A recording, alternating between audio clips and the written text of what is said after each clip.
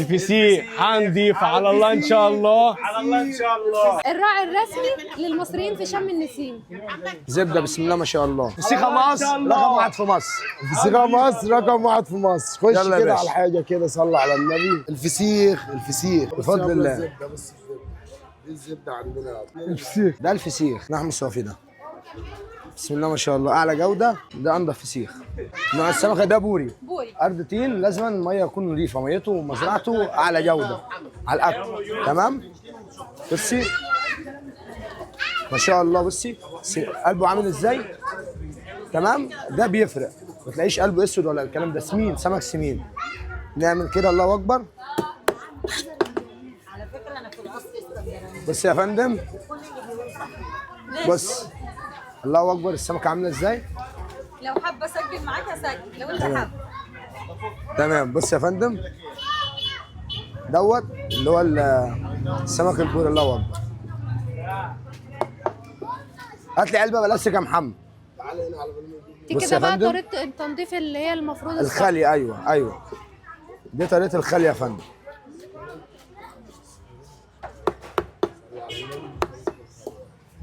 بص يا فندم، الله اكبر. حط في العلبه كده.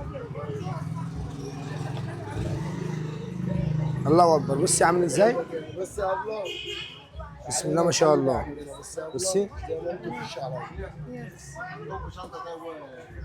زبده. الله اكبر. سمك ده دلع، سمك اعلى جوده. بس يا باشا، الفسيخ دوت بيجي من كذا بلد. بيجي منين؟ من كفر الشيخ، وبيجي من دمياط، يعني من كذا بلد. بس هو احلى بلد بتجيب فسيخ دمياط، بعدها كفر الشيخ. انواع السمك بقى اللي تنفع للفسيخ. انواع السمك اي نوع فسيخ بوري ينفع. اهم حاجه يكون الارض ارض طين ومزارع علف، يكون الاكل السمك واكل اكل حلو، ويجي ما يكونش عليه تلج، عشان التلج بيفسد السمك.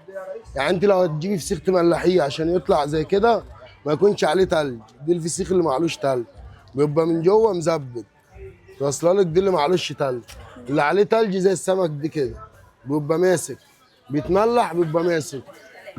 بتقعد قد ايه بقى فتره علشان بتقعد تطلع معاكي الفسيخ؟ من الفسيخ بيقعد من 15 يوم وانت طالعه معاكي لغايه شهرين. بس 15 يوم يكون الفسيخ قد قوامه، اللي هو الدلع بقى. اللي عاوزه مالح بيسيبه شويه. اسرار التخزين بقى لست البيت. اسرار التخزين، صلى على النبي. عشان تبقى انت عامله شغل صح لازم تغسليه صح. كل ما السمك بيتغسل، كل ما يتغسل كل ما يطلع ميه نظيفه وريحه حلوه في البرميل. دي اسرار التخزين. بتنضف خياشيم وبتنضف لا لازم الخرشوم من جوه زي ما هو. لا لازم من جوه الخرشوم دي يتغسل. يتغسل بس يتغسل. ما تشيلش الحاجات لا دي ما ولا اللي بيتشال، في ما البطن بيتشالش من جوه اي ولا حاجه. لازم يبقى بالبطن بتاعته دي. دي البطن بتاعته. يتخلل بكل حاجه زي ما هو. بس الفسيخ دوت دي سمك سمين. السمك السمين طالما ميه نضيفه تلاقيه من جوه سمك سمين فيه حته دهنه.